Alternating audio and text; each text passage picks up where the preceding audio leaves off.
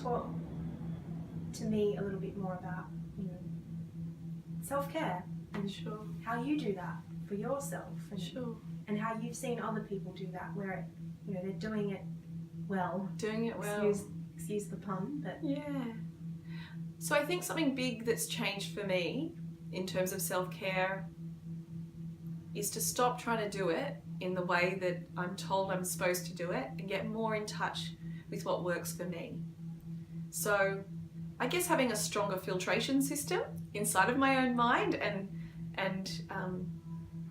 inside of my psychology and my spiritual awareness. So, like I join the gym and I go for 2 weeks, but I'm just not drawn to doing it because I feel lonely running on the treadmill by myself. I feel like there's all these people here that I have no connection to. There's no social or community aspect to it. So starting to identify things that don't turn me on, things that stop a habit from forming. You should go to yoga, you should do this, you should eat those foods.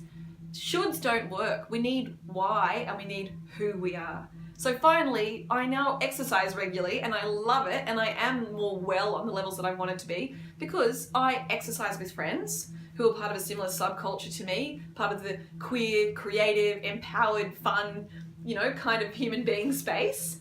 And I go to yoga that is the kind of studio with people at it that are my kind of people, creative, happening, beautiful babes. And that's defined however you want. I'm just saying this is what works for me. I am actually motivated to go and get sweaty and push my body and be uncomfortable in a space because the things are there that comfort me and get it over the line to make sure that I go and do it. I eat foods that make me feel good because I like them. I don't eat all the foods that they say that you're supposed to eat to make you healthy because I don't like all of them. I eat the ones that are good for me and make sure that I get a balance across it, and that's enough, and that's cool. So love is so individual, and you're allowed to define your self-love based upon yourself. And it's about a map as well, right? It's not just like you do one thing and you'll feel good. It's a little bit from all the pockets. What are you eating? How many hours are you sleeping? How are you exercising? How are you having downtime for your brain, like meditating or doing yoga or whatever it might be?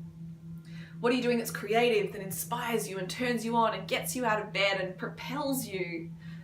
Like recently I was working on a project that felt very business centric. And I realized, man, this is not going to get anywhere. I can't just be working on this project. I need something really epic and challenging and creative and new.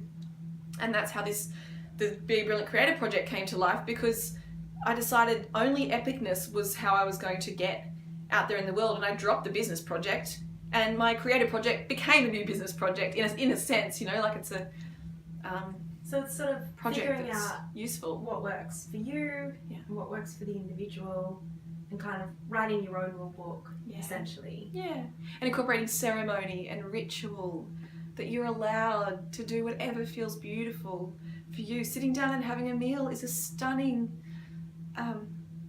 blessing, a stunning, abundant, delicious experience, and we're allowed to celebrate each one of those. And gratitude is a huge perception shifter when you're not feeling the best, or when you're trying to be more.